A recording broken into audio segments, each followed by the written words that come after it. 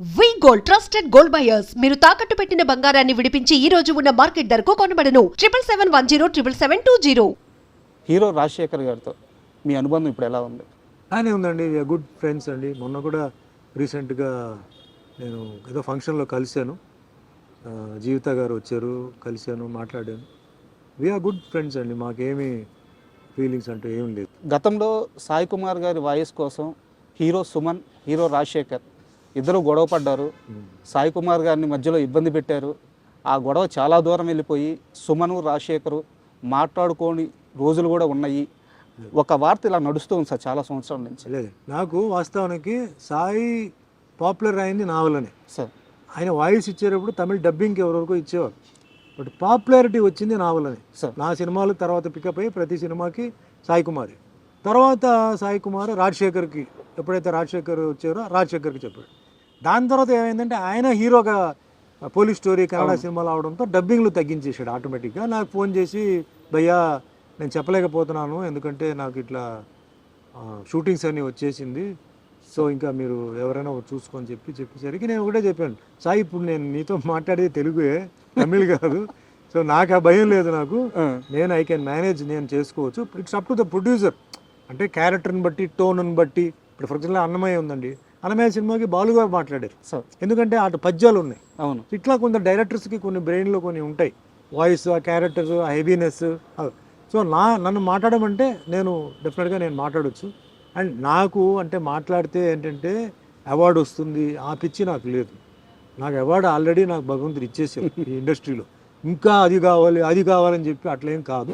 But Suman మాట్లాడితే బాగుంటుంది, సుమన్ మాట్లాడితే ఆయన టేక్లో ఎలా మాట్లాడారో ఆ విధంగా ఉంటుంది, ఎస్పెషల్లీ ఇంగ్లీష్ వర్డ్స్ మిక్స్ అయ్యేటప్పటికి అన్నప్పుడు నేను చెప్తున్నాను.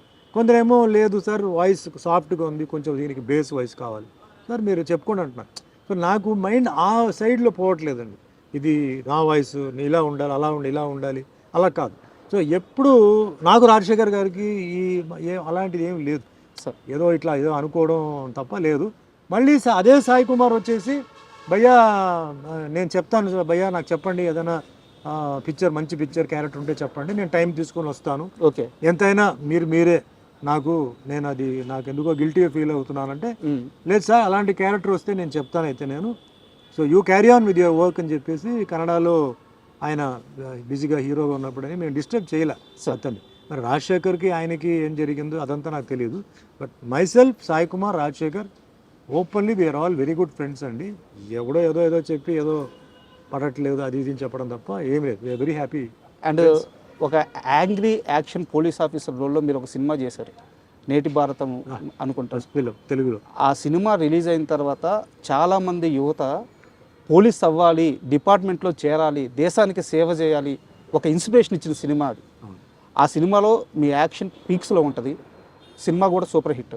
అయితే నా క్వశ్చన్ ఏంటంటే సార్, మీకు ఒక గ్యాప్ వచ్చిన తర్వాత రాజశేఖర్ గారికి అంకుశం, మగాడు ఇలాంటి బ్లాక్ బస్టర్ మూవీస్ పడ్డాయి, కానీ యాక్చువల్గా సుమన్ కానీ ఆ లెగసీ అలాగే కంటిన్యూ అయి ఉంటే, ఆ బ్రేక్ కానీ రాకుండా ఉండుంటే, ఇప్పుడు రాజశేఖర్కి ఏవైతే సినిమాలు పడ్డాయో ఆ సినిమాలన్నీ సుమన్ వే అని చెప్పి ఒక టాక్ ఉంది, మీ దాకా ఆ టాక్ వచ్చింది. ఇప్పుడు నేను సినిమా ఫీల్డ్కి సంబంధం లేనివాడు సార్. సినిమా యాక్టర్ అవుతా అని చెప్పి ఫిలిం ఇన్స్టిట్యూట్కి వెళ్ళా, సినిమా యాక్టర్ అవుతా అని చెప్పి ప్రొడ్యూసర్ని కలవడం, డైరెక్టర్ని కలవడం, ఈ పనికి నేను వెళ్ళా సార్. నన్ను బలవంతంగా సినిమా ఫీల్డ్ లాగా వచ్చారు తమిళ్ కిట్టు. ఇప్పుడు ఆస్పిరేషన్ ఉండేవాళ్ళు ఫిలిం ఇన్స్టిట్యూట్కి పోయి డ్రామాలు, ఆ రోజుల్లో డ్రామాలు చేయాలి, అది వేరే. నేను ఆ ఆస్పిరేషన్ లేదు, ఎందుకంటే నాకు బ్యాక్గ్రౌండ్ లేదు సార్, ఆ ఫీలింగ్ లేదు, యాక్టింగ్ తెలియదు, డాన్సింగ్ తెలియదు, ఏమి తెలియదు, ఓన్లీ కరాటే బ్లాక్ బెల్టే. అక్కడి నుంచి ట్రాన్స్ఫర్మేషన్ ఇంటూ అన్ యాక్టర్ అండి. సో ఒక ప్రొఫెషన్గా మెల్లిగా అది మారడం. దాని తర్వాత కూడా నాకు ఏంటంటే ఏమో కంటిన్యూ చేయాలా వద్దా అని ఎప్పుడు నాకు ఇదే, అంటే ఈ రొటీన్ వర్క్ చేయడం, మార్నింగ్ లేస్తే పరిగెత్తి వెళ్ళడం, డైలాగులు చెప్పడం, ఫైట్లు, ఇవన్నీ నాకు కొన్నిసార్లు కొంచెం బోర్ కొట్టేది. వేరే ఏం లేదు, ఇది హీరో ఉన్నప్పుడు అదే డైలాగులు, వేరే రైటర్స్ వేరే స్లాంగ్లో రాస్తారు, ముందుది వెనక్కి ముందు రాస్తారు, మ్యాటర్ ఒకటే. సో అట్లా కొన్నిసార్లు వచ్చింది. తర్వాత ఆఫ్టర్ 10 years తర్వాత స్టాప్ చేద్దాం అనేసరికి 10 సినిమాలు రావడం, ప్రెషర్తో ఒప్పుకోవడం, అట్లాగా నాకు 47 ఇయర్స్ నాకు కంప్లీట్ అయిపోయింది. అంతేగాని నెంబర్ 1 అయిపోవాలి, వాడు వస్తే నేను వదలకూడదు, లేకపోతే వాడెట్లా ఓవర్టేక్ చేస్తాడు అనేది నేను అనుకోలేదు. సార్ బట్ అప్పుడు టాక్ ఏంటంటే ఈ సినిమా సుమన్ చేయాల్సింది రాజశేఖర్ చేస్తున్నాడు, సార్ ఈ సినిమా సుమన్కి అట్లా టాక్ ఒకటి వచ్చింది. బట్ నేను దాని గురించి పెద్దగా, ఎందుకంటే ఛాలెంజెస్ తర్వాత వస్తూనే ఉంటారు సార్, మనమే ఉండాలి అనుకుంటే ఎట్లా. ఈరోజు మీరు అంటే కంపేర్ చేస్తే ఈరోజు హీరోస్ లిస్ట్ వచ్చేటప్పటికి చాలామంది ఉన్నారు. అవును, మనం ఎవరిని ఆపలేము, ఎందుకంటే ఆ ఫ్లో పోతూనే ఉంటుంది. మన లెవెల్ని మన స్టాండర్డ్ని ఇంప్రూవైజ్ చేసుకొని బెటర్ క్యారెక్టర్స్తో పోవడం తప్ప మనం వాళ్ళు రాకూడదు అని మనం బాధ పెట్టలేము.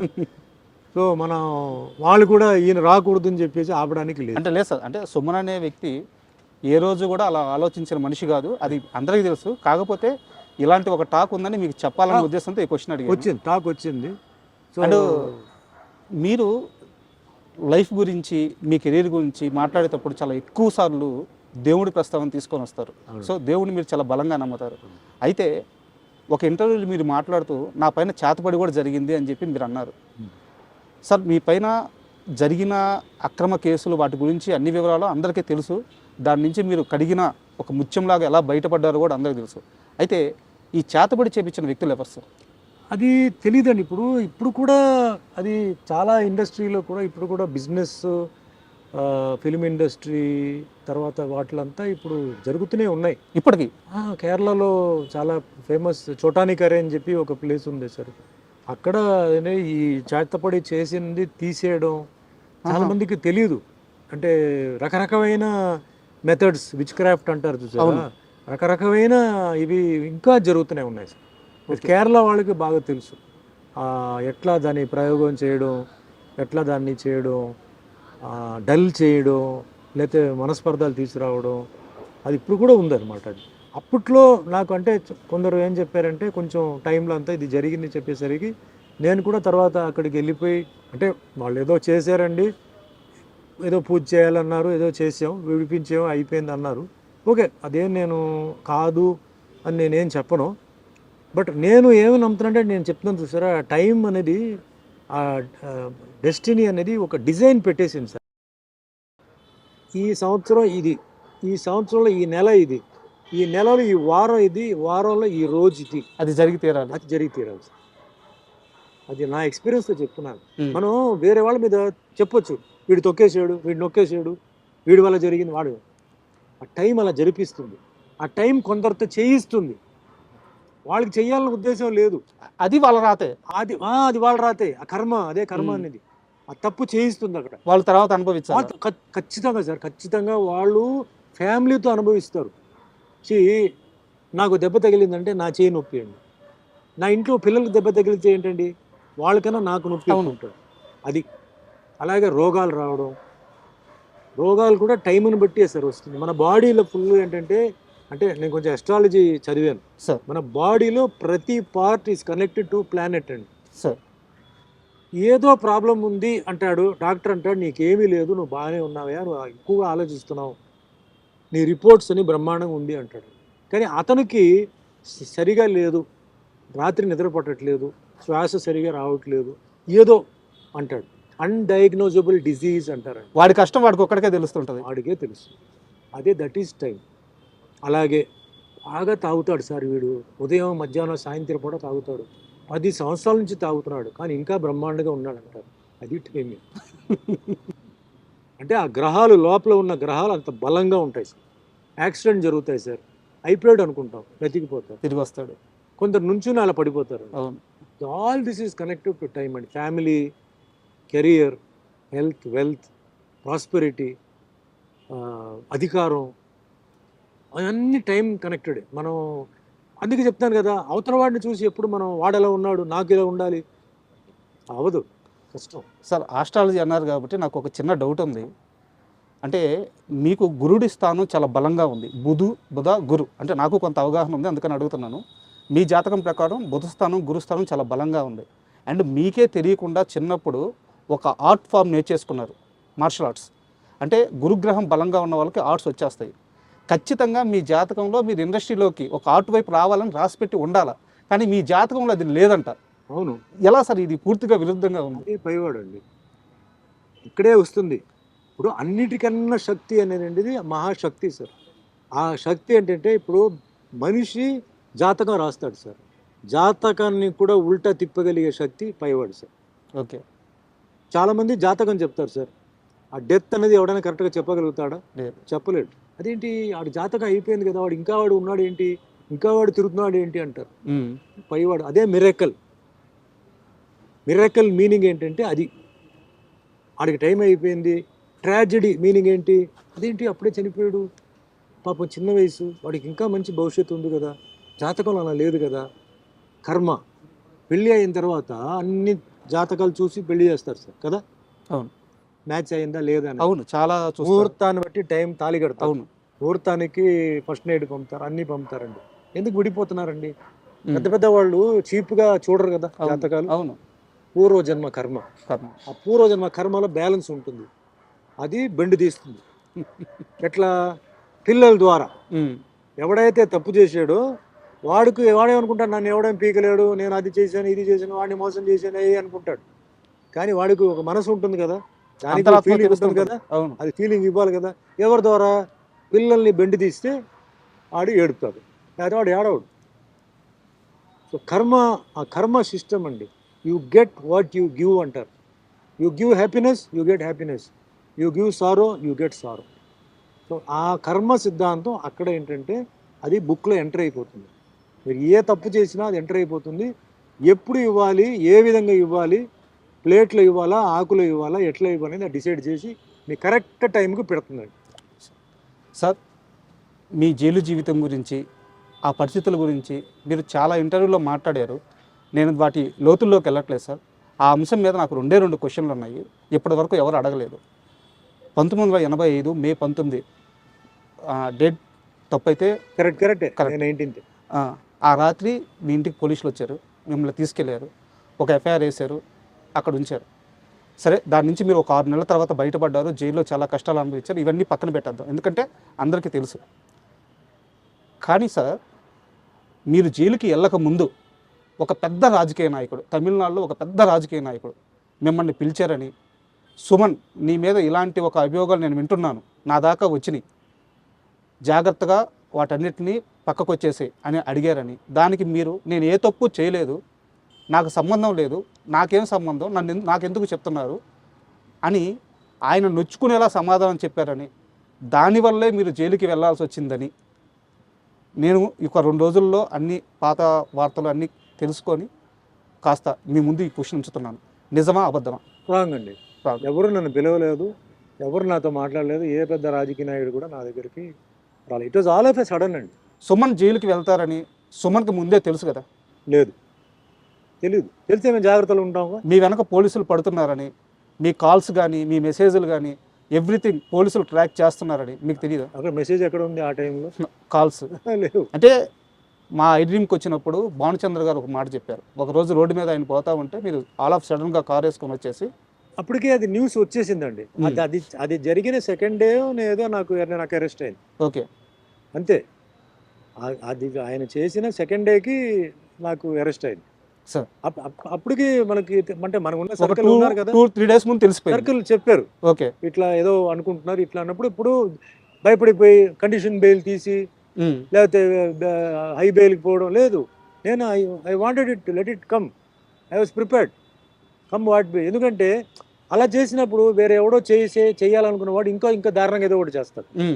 ఇప్పుడు ఇలా వెళ్ళిపోవడంతో ఏంటంటే వాడి మైండ్లో వేరే ఏదైనా ఉండుంటే అది వెళ్ళిపోయాడు లోపల, అమ్మయ్య నా ఇదే అనుకొని కొంచెం వాడు రిలాక్స్ అవుతాడు. అది అవలేదు అనుకోండి, ఇంకా వేరేదైనా వాడు చేయవచ్చు కదా. సో రాని చూద్దాం, నా టైం ఎలా ఉందో చూద్దాం, ఏం జరుగుతుందో చూద్దాం అని చెప్పి నేను ఐ ఫేస్డ్ ఇట్. నేనేమి పారిపోయి ఎవరి రికమెండేషనో లేకపోతే ఎవరిది ప్రెషరు అట్లాంటిది ఏమి నేను ఇది అడాప్ట్ చేయలే. ఇట్స్ మ్యాటర్ ఆఫ్ టైం అండి, అంతే. రకరకంగా న్యూస్ ఉంటుంది, అది ఇది అని, బట్ నా లెక్క ప్రకారం అది ఓన్లీ టైం. ఆ టైం వచ్చేటప్పటికి ఎవరో ఒకరు దాన్ని చేయిస్తారు, మంచి చెడు. 6 నెలల జైలు జీవితం అంటే చిన్న విషయం కాదు సార్. ఎందుకంటే 2 రాత్రులు జైల్లో ఉంటేనే మనిషి మానసికంగా కృంగిపోతారు, పక్కన ఎవరు ఉండరు. అయిన వాళ్ళు ఉండరు, పలకరించే వాళ్ళు ఉండరు. 6 నెలల జైలు జీవితం తర్వాత జైలు నుంచి వచ్చి బయటకు వచ్చిన సుమన్ను చూసి ఈ మనిషి 6 నెలలు జైల్లో ఉన్నాడా, ఏంది ఇంత ఫ్రెష్గా ఉన్నాడు అంటే ఒక మల్లెపువ్వులాగా తిరిగి వచ్చారంట. ఆ 6 నెలల కాలంలో ఫిజికల్గా కానీ మెంటల్గా కానీ మీరు స్ట్రాంగ్గా ఉండడానికి జైల్లో ఏం చేశారు? First point karate sir. Okay. Karate నాకు మెయిన్ బేస్. అక్కడ కూడా జైల్లో కూడా కరాటే ఎక్సర్సైజ్ నేను చేసేవాడిని. తర్వాత జైల్లో ఉన్న ఖైదీలు ఎవరైతే ఉన్నారో వాళ్ళని చాలా బాగా చూసుకున్నారు సార్. ఖైదీలా? ఎప్పుడు నేను అందుకే సెక్యులరిజం అనేది నాకు చిన్నప్పుడు సెక్యులరిజం, నేను పుట్టింది హిందూ ఫ్యామిలీ, నా పక్క ఇల్లు ముస్లిమ్స్. మా అమ్మగారు కాలేజ్ ప్రొఫెసర్, ఆవిడ ఊటీకి వెళ్ళేటప్పుడు పక్క ఇల్లు వాళ్ళని చూసుకోమని చెప్పేసి వెళ్ళేవారు. నేను ముస్లిం భోజనాలు వారం రోజులు తినేవాడిని. I studied in a Christian school sir, church Pak అని చెప్పి కాన్వెంట్ అనమాట. సో క్రిస్టియన్ ముస్లిం రెండు అక్కడ వచ్చేసింది. స్కూల్లో నాకు Parsi friends, Buddhist friends, Jain friends ఉండేవారు. సో పక్కా సెక్యులర్ దీంతోనే నేను పెరిగాను. స్కూల్లో కూడా మొత్తం అంటే ఆల్మోస్ట్ ఆల్ కాలేజ్ వచ్చే వరకు సెక్యులరిజమే. జైల్లో వెళ్ళినప్పుడు రకరకమైన మనుషులు ఉన్నారు. తప్పు చేసిన వాళ్ళు ఉన్నారు పరిస్థితిని బట్టి, తప్పు చేయని వాళ్ళు ఉన్నారు. బట్ అందరికీ సింపతి నా మీద, నాకు అలా జరగడంతో అందరూ సింపతిగా ఫీల్ అయ్యి వాళ్ళ భోజనాలు కూడా నాకు సగం సగం సగం వాళ్ళు డైలీ షేర్ చేసేవారు. మీరు తగ్గకూడదు సార్, మీరు ఎలా వచ్చారో బయటికి వెళ్ళినప్పుడు దానికన్నా మీరు బెటర్గా వెళ్ళాలని చెప్పి వాళ్ళకి ఇస్తుందే రేషన్ అండి. వాళ్ళకి ఫ్రీ మీల్స్ ఉండదు. అవును. ఆ రేషన్లో కూడా నాకేంటంటే నాకు టిఫిన్ కానీ, మధ్యాహ్నం భోజనం కానీ, నైట్ నాన్ వెజిటేరియన్ అన్ని పెడతారు, వారానికి 3 సార్లు పెడతారు. మీరు తినాలి అని చెప్పి నన్ను చూసుకుంది ఎవరంటే మొత్తం జైల్లో ఉన్నవాళ్ళు. ఎందుకంటే జైలు వాళ్ళు ఎక్స్ట్రా ట్రీట్మెంట్ చేయరండి.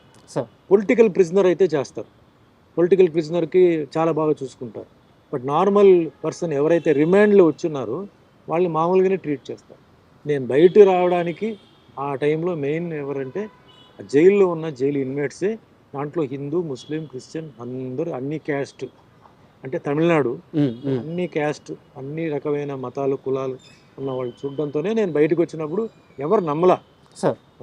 ఎవరు ఈయన జైలుకి వెళ్ళింది బ్రహ్మాండంగా ఉన్నాడు, ఈయనకేంటి అబద్ధం చెప్తున్నారు చాలా మంది చెప్పేవారు. సో అవన్నీ భగవంతుడు చూసుకున్నాడు. ప్రాసెస్ ఏంటంటే ఇట్స్ ఎ లెర్నింగ్ ప్రాసెస్. మనం లైఫ్లో ఒక జర్నీ, ఏమేమి నేర్చుకోవాలో, ఏ ఏజ్లో నేర్చుకోవాలి, ఎలా నేర్చుకోవాలి అన్నీ నాకు ఆ టైంలో ఒక మంచి ఒక లెసన్ లాగా నాకు వచ్చి ధైర్యం అండి ఫేస్ చేయడానికి ఏదైనా సరే. ఇప్పుడు ఒక లెవెల్లో ఉన్నాం, కిందకి వెళ్ళిపోయాం, ఇప్పుడు ఎలా ఉండాలి, మళ్ళీ పైకి వస్తాం. సో అట్లా బ్యాలెన్సింగ్ ఆఫ్ లైఫ్ నాకు ఇలాంటి జర్నీలో నాకు జరగడంతో ఈరోజు ఏదో డెస్పరేట్ అయిపోవడం, ఉక్కిరి బిక్కిరి అయిపోవడం, డ్రగ్స్కి వెళ్ళిపోవడం, never. Drugs never, because every day will not be same. ఆ దెబ్బలు పడితే కదా సార్ ఈ స్ట్రాంగ్నెస్ వచ్చేది. ఇప్పుడు అంటారు కదా, today is not like yesterday, tomorrow will not be like today. So అది మైండ్లో కొన్ని అలా ఫిక్స్ అయిపోతే మళ్ళీ ఎవడేం పీకలేడు సార్. 35 సంవత్సరాలుగా ఆ కేసు నుంచి మీరు బయటకు వచ్చేసారు, కానీ 35 సంవత్సరాలుగా ఎక్కడో దగ్గర ఆ ప్రస్తావన వస్తుంది. ఏదో ఒక సమయంలో అందరూ నమ్మిన కొత్త తరానికైనా సరే ఆ రోజు సుమన్ ఆ తప్పు చేయలేదని మళ్ళీ కొత్తగా వాళ్ళు తెలుసుకోవాల్సి వస్తుంది. అది జరిగి ఉండకూడదు, జరిగిపోయింది. అయితే ఆ కేసు జరిగిన రోజు నుంచి మీతో పాటు ఒక వ్యక్తి కూడా సఫర్ అవుతున్నారు, మెగాస్టార్ చిరంజీవి గారు. ఈ మొత్తం కేసులో ఆయన ఇన్వాల్వ్మెంట్ అస్సలు లేనే లేదు అని మీరు కనీసం కొన్ని 10 సార్లు క్లారిటీ ఇచ్చున్నారు.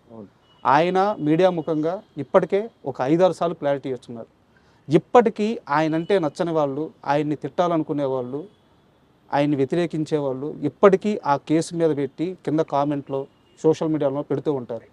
మీరిద్దరు చేయాల్సిన అన్ని ప్రయత్నాలు చేశారు, ఇది తప్పు, ఆయన ప్రమేయం లేదు అని చెప్పేసి.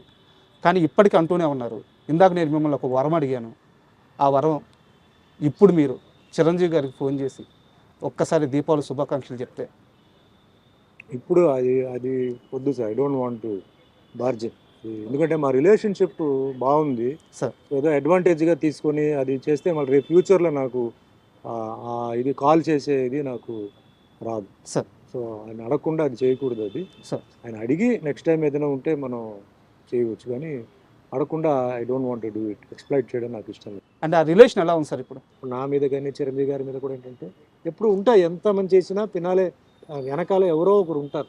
సో ఏదో ఒకటి ఇలా చేస్తే అది సుమన్ చేసినట్టు, లేదా ఏదో ఒకటి కమెంట్ చేస్తే అది చిరంజీవి చెప్పినట్టు అని ఒక దాంట్లోనే ఒక థ్రిల్ వస్తుంది వాళ్ళకి. నేను చెప్తాను చూడండి మీకు థ్రిల్ అంటే ఈ పర్వర్షన్లో ఇప్పుడు చాలా I'm very sorry to say YouTube ఛానల్స్లో మేము ఆర్టిస్టులు చనిపోయినట్టు కొందరు వేస్తుంటారు. అవును సార్. చూసే ఉంటారు. అవును.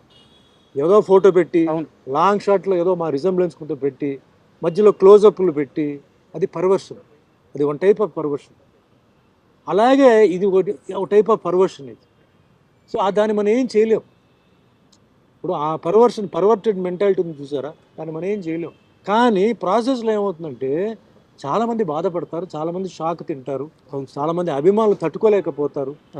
వాళ్ళు ఫోన్ చేసి మాకు అడుగుతుంటారు, సార్ ఏదో న్యూస్ వచ్చింది ఇట్లా అంటే వేరే హీరో మీకు తెలుసు కదా జరిగిందా సార్ అట్లా అంటారు. అదేంటి వాళ్ళు అంటారు అంటే ఛానల్ చూడండి, మెయిన్ టీవీ ఛానల్స్ చూడండి అంటే ఛానల్స్లో రాలేదు సార్ అంటే ఉండండి అని చెప్పి మళ్ళీ మేము ఎంక్వైరీ చేసి లేదు అదేంటి సార్ టీవీలో అట్లా చేస్తారేంటి అని బొమ్మ వేసి బాడీ చూపించంటే మీరు సరిగా చూడండి అయ్యా అది బాడీ ఎవరిది, అది ఏంటది, ఫోటో ఉండొచ్చు కట్ షాట్ అది, అవును, ఈ ఫోటో అది బాడీ, పాపం వీళ్ళు తెలియదు ఎడిటింగ్. అవును. అట్లా చాలా జరుగుతున్నాయి. సో అట్లా ఏంటంటే పాపం చిరంజీవి గారిని ఆ విధంగా ఇచ్చేయడం ఒక శాడిజం. అది ఆయన్ని ఏదో మెంటల్గా హ్యారెస్ చేయాలని వేరే రకంగా వాళ్ళు చేయలేకపోతున్నారు, కనీసం ఈ రకంగా చేయాలని చెప్పి పాపం చేస్తున్నారు. అంటే అంతకన్నా వర్స్ట్ ఫెలోస్ ఇంకెవరు లేరు. నేను చిరంజీవి గారు బెస్ట్ ఆఫ్ ఫ్రెండ్స్ అండి. మేము అప్పుడప్పుడు కలుస్తుంటాం, మాది గెట్ టుగెదర్ ఉంటుంది. మేము హ్యాపీగా సాయంత్రం 6 గంటల నుంచి ఉదయం 6 గంటల వరకు హ్యాపీగా మేము ఆడుకుని మా మొత్తం ప్రపంచాన్ని మర్చిపోయి మేము హ్యాపీగా మీ 80s బ్యాచ్ అందరూ 80s బ్యాచ్ మేము హ్యాపీగా ఉంటున్నాం. మాకు అలాంటిది ఏ ఫీలింగ్ లేదు. ఎవరి ప్రాబ్లం వాళ్ళది, ఎవరి సక్సెస్ వాళ్ళది. బట్ అక్కడ మటుకు ఏంటంటే వీఆర్ ఆల్ వన్. నేల మీద కూర్చుంటాం, పాటలు పాడతాం, డాన్స్ ఆడతాం. రజనీ గారు వస్తారు, అందరూ జాకీ ష్రాఫ్ వస్తారు, భానుచందర్, మలయాళం ఆర్టిస్ట్ శరత్ కుమార్ అందరూ వస్తారు. మాది వేరే. అది అక్కడ డబ్బు సక్సెస్ అదంతా ఉండదు. ఆ ఇయర్లో ఎవరైతే ఉన్నారో ఆ గ్రూప్ అనమాట. అట్లా. అండ్ మీరు ఇందాక ఈ యూట్యూబ్ ఛానల్స్ గురించి వాటి గురించి ఇప్పుడున్న జర్నలిజం గురించి ఒక మాట తీశారు కాబట్టి ఈ మధ్యకాలంలో మీరు సినిమా ప్రెస్ మీట్లు గమనించుంటారు. మనకి వేరే రాష్ట్రాల నుంచి వచ్చిన హీరోలను పట్టుకొని మీరు హీరో మెటీరియల్ కాదు అని చెప్పడం, ఒక హీరోని పట్టుకొని ఉమ్నైజరా అని అడగడం, అంటే వాళ్ళ మనోభావాలు, వాళ్ళ ఆత్మస్థైర్యం, వాళ్ళ ధైర్యం అన్నీ దెబ్బతినేలాగా జర్నలిస్ట్ ప్రెస్ మీట్లో క్వశ్చన్స్ అడగడం మీ దాకా వచ్చుంటాయి అనుకుంటున్నాను. వచ్చింది. మీరు చూసిన సినీ జర్నలిజం ఎలా ఉండేది, ఇప్పటి సినీ జర్నలిజం ఎలా ఉంది? మేము అప్పుడు 75, 85, 95 సార్ అప్పుడు దాకా ఏంటంటే ఎల్లో జర్నలిజం ఉండేది సార్. ఎల్లో జర్నలిజం ఏంటంటే కొన్ని బుక్స్ దీనికోసం ప్రింట్ అయ్యేది. అది ఎక్కడ ప్రింట్ అవుతాయో తెలియదు, మార్కెట్లో ఉంటాయి. సెక్షువల్ స్కాండల్స్, ప్రొడ్యూసర్కి డైరెక్టర్కి ఏదో గొడవ, తర్వాత హీరోయిన్కి ఏదో పెళ్ళి అయిపోయిందని, లేకపోతే ఏదో ఇట్లాంటివన్నీ వచ్చేది. అది దానికి ఒక మార్కెట్ ఉండేది. అది కొనుక్కునేవారు చాలామంది. అది నిజం అనుకొని మళ్ళా సార్ ఆ ఫొటోస్ కూడా ఏంటంటే తలకాయ కట్ చేసి పెట్టడం. ఇప్పుడు కొన్ని హీరోయిన్స్ నేకెడ్గా ఉండేలాగా హెడ్ని కట్ చేసి, అది బాగా తెలిసేది హెడ్ కట్ చేసి పెట్టారని. మీ తరం కూడా చాలా ఇబ్బందులు పడ్డారు అప్పుడు అన్నీ ఉండేది సార్. బట్ అది ఒక గ్రూప్ వేరే. But good journalist were there. మంచి మేము జర్నలిస్ట్ అంతా మేము రెస్పెక్ట్ ఇచ్చాము సార్. మేము జర్నలిస్ట్ వస్తున్నారంటే లేచి నిలబడి కూర్చోమని చెప్పి భోజనాలు పెట్టి మాట్లాడి చేసాం. అంటే మంచి జర్నలిస్టులు ఉండేవారు. తర్వాత ఏమైంది, ఇలాంటి వాళ్ళు చేయడంతో ఏమైందంటే వాళ్ళ మీద కూడా అదే ముద్రపోయింది. అంటే ఇప్పుడు మీరు అన్న టాపిక్లో హీరోయిజం గురించి, పర్ఫార్మెన్స్ గురించి అది వేరే, ప్రైవేట్ మ్యాటర్స్కి పోవడం, పర్సనల్ మ్యాటర్స్కి పోవడం ఇది వేరే. ఒక దీంట్లో సరిగా యాక్ట్ చేయలేదంటే అడగడం తప్పులేదు. ఏంటి సార్ మీరు మంచి యాక్టర్ కదా, మీరు ఎందుకు దీంట్లో సరిగా చేయలేదు, తప్పులేదు. బట్ వేరే ఎఫ్ఐఆర్ గురించి అడగడం, నిజమా కాదా తెలుసుకోకపోవడం, చెప్పడం, ఒకసారి అలా అనేసిన తర్వాత నేను అలా అనుకోలేదు సార్ ఇదా, అది తప్పది. Journalism is a profession sir. దాన్ని జాగ్రత్తగా కాపాడుకోవాలి, కరెక్ట్ క్వశ్చన్స్ అడగాలి. మీకు ప్రూఫ్ ఉందా చూపించండి, అడగండి. ప్రూఫ్ లేకుండా అలా అన్నారు, ఇలా ఊహించుకున్నాం. ఇప్పుడు ఒక హీరోయిన్ ఉన్నారు సార్, వాళ్ళు క్లోజ్గా మాట్లాడుతున్నారంటే వెంటనే మనం వాళ్ళు ఇద్దరు లవ్లో ఉన్నారు, ఎఫ్ఐఆర్లో ఉన్నారు అనుకోకూడదు. అవన్నీ పోయింది. అది ఇప్పుడు జనరేషన్ కూడా చేంజ్ అయిపోయింది సార్. ఇప్పుడు అమ్మాయిలు బయట వెళ్తున్నారు, హోటల్కి వెళ్తున్నారు, తింటున్నారు, బయట టూర్స్కి వెళ్తున్నారు, పేరెంట్స్ వదులుతున్నారు, ఎవరి డిస్టెన్స్ వాళ్ళు మెయింటైన్ చేస్తున్నారు. స్టూడెంట్స్ని చాలామంది మనం తప్పుగా అనుకుంటాం, రాంగ్ అది. వాళ్ళు they are thinking in a different way. మనకన్నా వాళ్ళు 100 times బాగా, అంటే ప్రొఫెషన్గా మనం ఎలా ఎదగాలి, రేపు ఫ్యూచర్లో నువ్వు ఏమవుతున్నావు, ఏం చదువుకుంటున్నావు, ఏం నీ ప్లాన్ ఏంటి, ఈ విధంగా ఆలోచించే వాళ్ళు ఉన్నారు. టూర్స్కి వెళ్తున్నాం, ఆ మధ్యలో కొంచెం అలాంటివి వచ్చి కొంచెం జర్నలిస్ట్ మీద కొంచెం బ్యాడ్ వచ్చింది. సో జర్నలిస్ట్ని అవాయిడ్ చేయాలని చెప్పి కొన్ని వచ్చింది. కొన్ని జర్నలిస్ట్ మీద కూడా ఏంటంటే కొందరు వాళ్ళు మిస్బిహేవ్ చేయడం, వాళ్ళు మాట్లాడడం తెలియక ఏదో అంటే 10 మంది ముందు మనం అడిగితే అని చెప్తాం, అక్కడతో మేము కట్ చేసేస్తాం కదా, మేము ఎంకరేజ్ చేయం కదా. సో జర్నలిస్ట్ అనేది ఇట్స్ ఎ గ్రేట్ ప్రొఫెషన్. అది కరెక్ట్గా హ్యాండిల్ చేయాలి. కరెక్ట్గా చేస్తే ఎప్పటికీ మర్యాద ఉంటుంది, ఎప్పటికీ రెస్పెక్ట్ ఉంటుంది. లేకపోతే ఆ రెస్పెక్ట్ పోతుంది సార్.